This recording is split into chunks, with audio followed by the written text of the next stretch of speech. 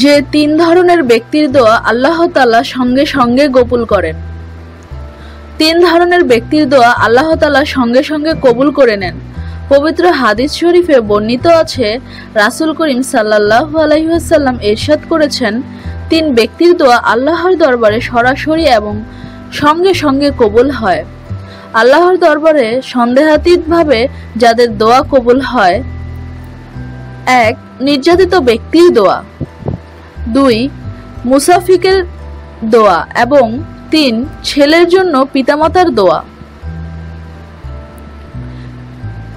নিত্য নতুন এসব তথ্য জানতে আমাদের সাথেই থাকুন এবং সাবস্ক্রাইব করুন।